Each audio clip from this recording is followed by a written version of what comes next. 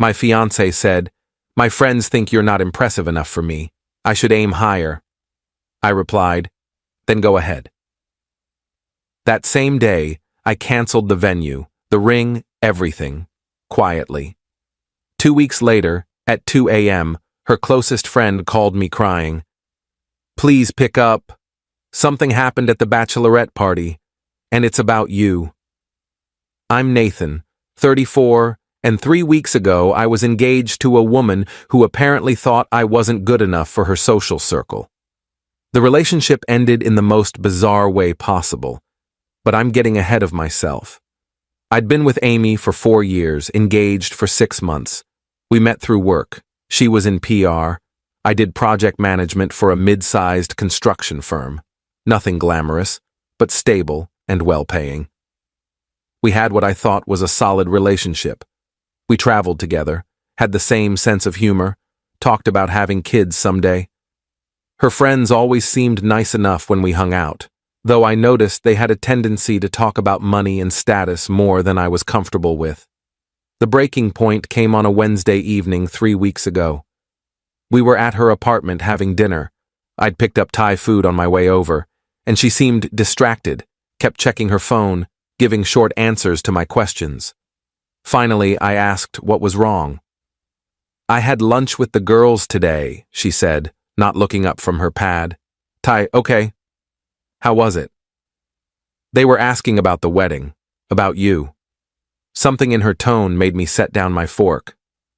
"What about me?" She sighed like I was making this difficult. "They were just asking questions. What you do, what your family's like, what kind of life we're going to have." And honestly, Nathan, they think I could do better, that I'm settling. I sat there for a second, processing that. "Your friends think you're settling by marrying me." They didn't say it like that exactly. They just think you're not as ambitious as you could be, that I should aim higher. And the more I think about it, maybe they have a point. A point about what? About whether we're really compatible long-term. I mean, you're happy with where you are career-wise, but I want more. I want to travel first class, live in a nice neighborhood, send our kids to private schools. Can you provide that? I felt something cold settle in my chest. "I make good money, Amy. We've talked about our future. You've never said any of this was a problem before." "I know, but talking to the girls made me realize I've been, I don't know, not thinking big enough. They think I should be with someone more impressive, someone who makes them jealous, not someone who makes them ask, 'But what does he do exactly?'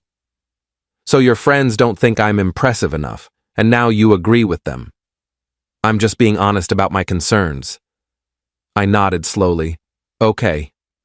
Then go ahead and aim higher." She looked surprised. "What?" "If you think you can do better than me, go ahead and try. I'm not going to sit here and audition to be good enough for you or your friends.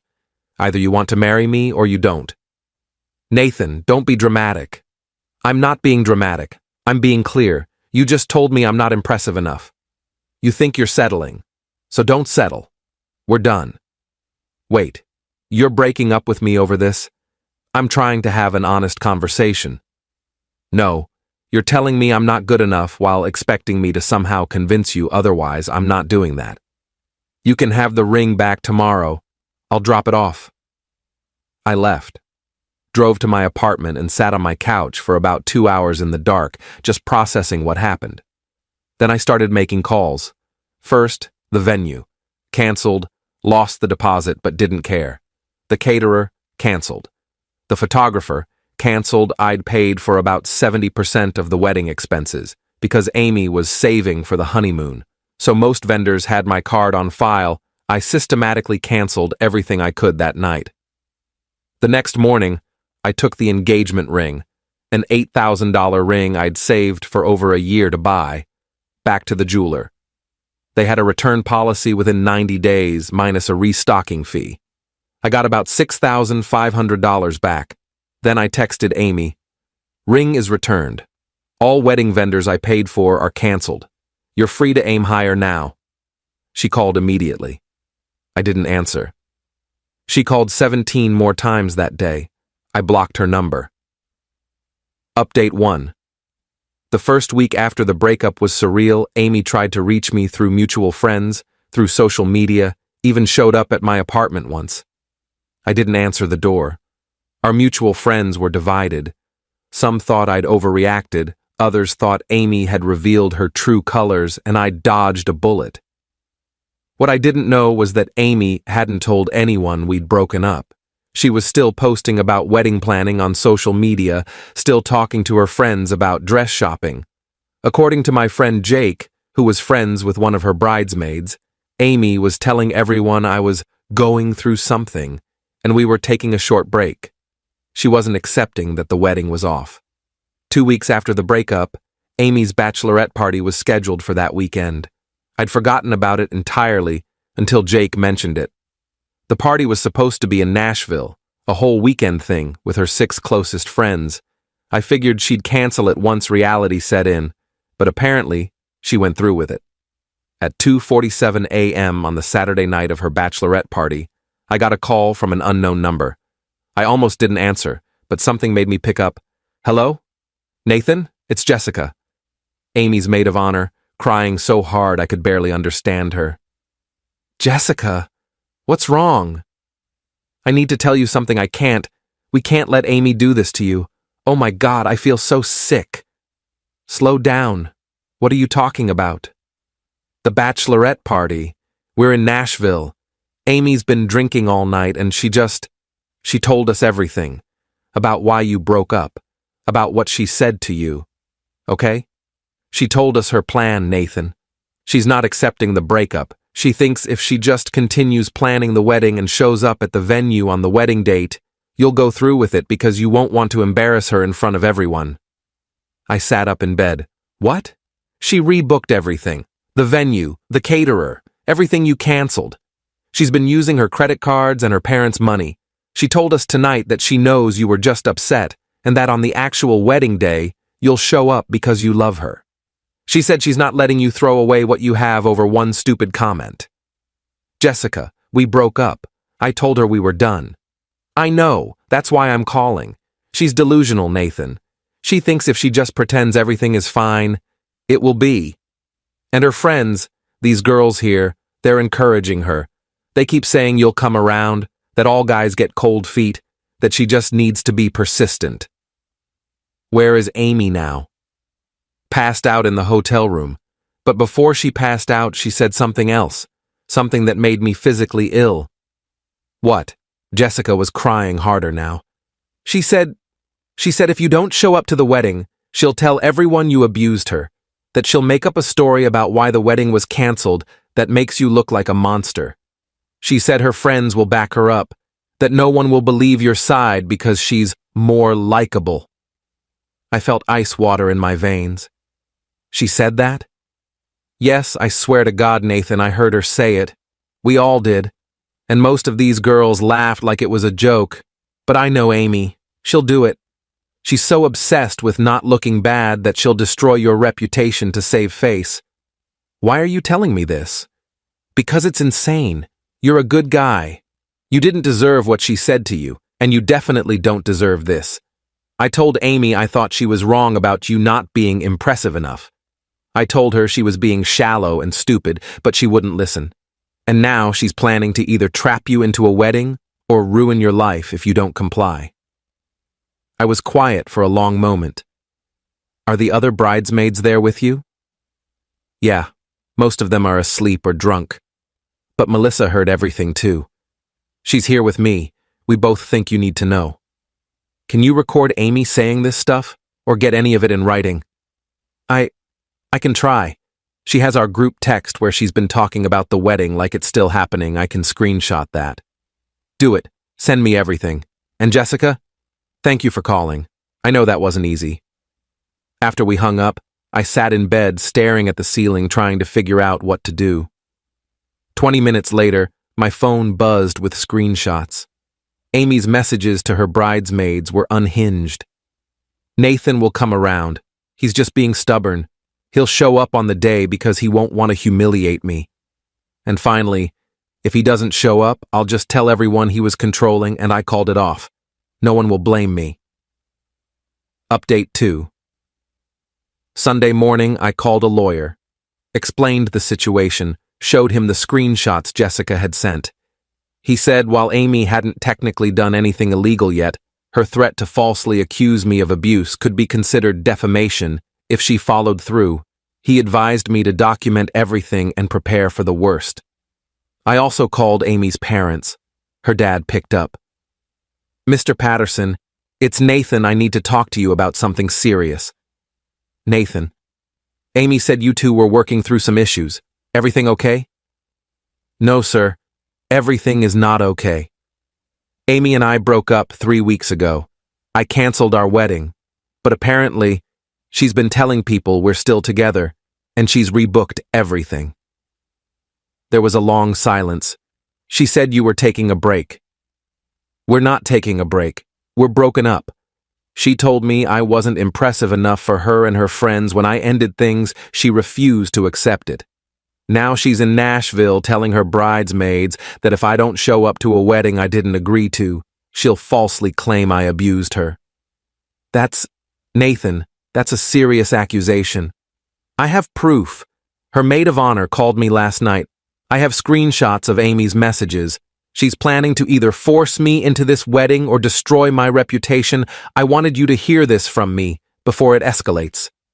Mr. Patterson asked me to send him the screenshots. I did. He said he'd call me back. He called back 2 hours later. I talked to Amy. She's not in a good place, Nathan. She admitted she's been in denial about the breakup. She swears she wouldn't actually make false accusations, that she was drunk and talking nonsense. With all due respect, sir, drunk words are sober thoughts. I can't trust that she won't go through with it. I understand. I'm going to get her home from Nashville today, and we're going to have a family conversation.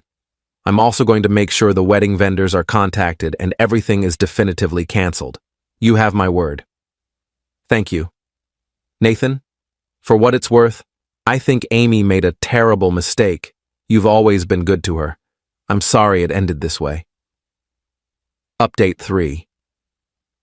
Amy's parents did cancel everything and apparently staged some kind of intervention. Jessica texted me updates over the next few days. Amy was forced to tell her friends the truth, that we were broken up, that she'd sabotaged the relationship by telling me I wasn't good enough, and that her plan to wait me out had failed spectacularly. The friend group imploded. Jessica and Melissa both distanced themselves from Amy, disgusted by her behavior. The other bridesmaids apparently felt deceived and embarrassed that they'd been helping plan a wedding that wasn't happening. Amy's reputation in her social circle took a massive hit. 4 days after the Nashville incident, Amy sent me a long email. It was partly apologetic, partly defensive, and included a lot of excuses about how she'd been confused and influenced by the wrong people. She claimed she never would have actually accused me of abuse, that it was just drunk talk. She asked if we could meet for coffee to get closure. I didn't respond. A week later, I heard through Jake that Amy had started therapy. Her parents had apparently made it a condition of continuing to support her financially. I was glad she was getting help, but it wasn't my problem anymore. The weirdest part of all this was how many people reached out to tell me I'd done the right thing. Friends I hadn't talked to in years, even Amy's cousin, who I'd met maybe twice, sent messages saying they'd always thought Amy was too focused on appearances and status. It was validating, but also made me wonder how many people had been thinking that while we were together. Final update. It's been 2 months since the breakup. I'm doing well, all things considered. I've been focusing on work, started going to the gym more consistently, and reconnected with some friends I'd neglected during the relationship. Jessica and I have stayed in touch, just as friends. She feels guilty about not speaking up sooner about Amy's behavior. I told her she doesn't need to feel guilty. She called me when it mattered most. Amy moved to a different city about 3 weeks ago, got a job transfer according to Jessica. I think she was too embarrassed to stay here after everything that happened. The story got around, not because I told people, but because the bridesmaids talked, and it spread. In a city this size, that kind of drama doesn't stay quiet. I ran into one of Amy's friends from that lunch, the one who apparently started the whole "you're not impressive enough" conversation. At a coffee shop last week, she actually approached me. "Nathan, hi. Can I talk to you for a second?" "Sure. I just wanted to say I'm sorry. For what I said about you to Amy, I didn't think she'd actually take it seriously, and I definitely didn't think it would blow up like this." "What exactly did you say?" She looked uncomfortable. "I asked if you were really ambitious enough for her lifestyle. It was stupid and judgmental. I was projecting my own issues onto your relationship. Amy's always been a little insecure about how she measures up, and I think I fed into that. I feel terrible." "Did you know she was planning to go through with the wedding anyway?" "No, I swear I didn't know about that until after Nashville. When I found out what she said about making false accusations, I was horrified. That's not okay." "No, it's not. For what it's worth, I think she really did love you. She just got it in her head that she needed to be with someone more flashy to prove something to people. It was never really about you." I nodded. "Thanks for apologizing. I appreciate it." She left, and I sat there with my coffee thinking about what she'd said. Amy loved me, but not enough to defend me to her friends, not enough to be proud of what we had instead of chasing some imaginary better option. That kind of love isn't enough. I'm not bitter anymore, just relieved. Relieved that I found out before the wedding. Relieved that Jessica called me that night. Relieved that I didn't waste more years with someone who saw me as a status symbol instead of a partner. The engagement ring money is sitting in a savings account. I'm not sure what I'll do with it yet. Maybe a trip somewhere I've always wanted to go. Maybe just let it sit there as a reminder that I made the right choice. Amy's parents sent me a card last week apologizing for everything and thanking me for handling it with maturity. That was unexpected, but nice. As for dating again, I'm not there yet, but I'm open to it eventually. Next time, I'll be more careful about someone's values, about whether they see me as enough, exactly as I am, without needing to be more impressive for their friends. I learned that the right person won't need to aim higher because they'll already know they hit the target.